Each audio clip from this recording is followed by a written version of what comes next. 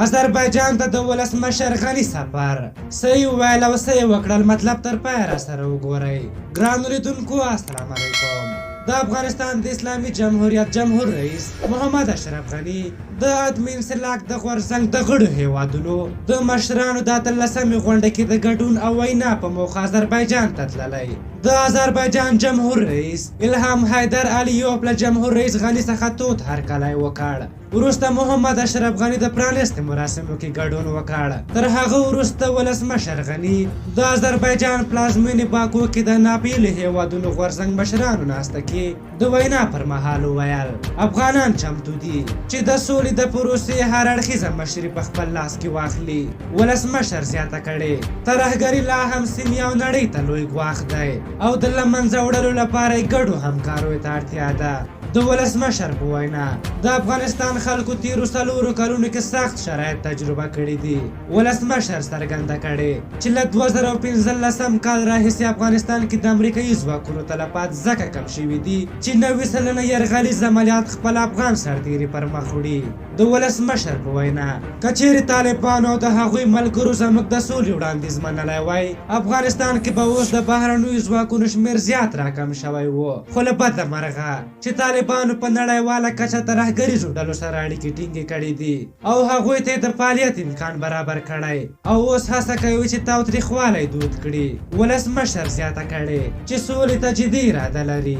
هغه وویل تلپاتې سوله د افغانستان د حکومت په لومړیتوب کې ده. موږ په بشپړ ډول د افغانستان خلکو او سیمې ته د سولې راوستلو ته ژمن یو.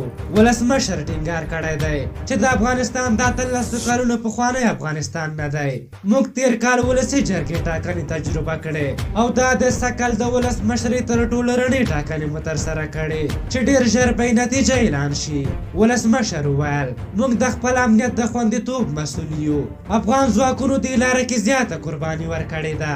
ولسمشر له دغې وینا وروسته بیا په بېلابېلو لیدنو کې د پاکستان له جمهور رئیس عارف علوي د کویډ هیواد له چارواکو او د هند د صدراعظم له مرستیال او یو شمېر نورو چارواکو سره په دوه اړخیزو اړیکو تجارت او سوله باندې خبرې وکړې.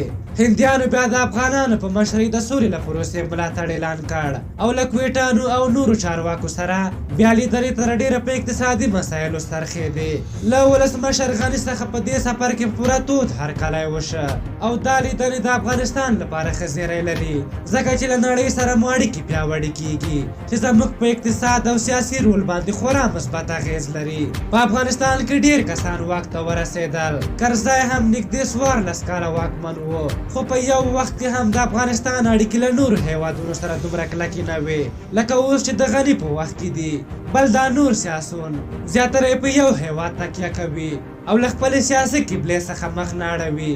مثلا حکمتیار ته د پاکستان خبره مهمه ده. عبدالله او دا نور فکر کوي چې یوازې امریکا په افغانستان کې هر څه کولی شي او له هغوی سره باید اړیکې ټینګې شي. اما غني بیا بدل فکر لري.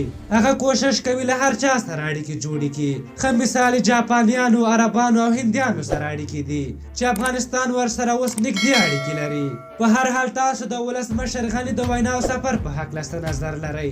خپل نظرونه هم راته په کومنټ کې ولیکئ. که زموږ ویډیو مو خوښه شوې وي ضروري لایک کړئ. تر بلې ویډیو مو په لوی او بخښونکي خدای سپارم. د الله په امان.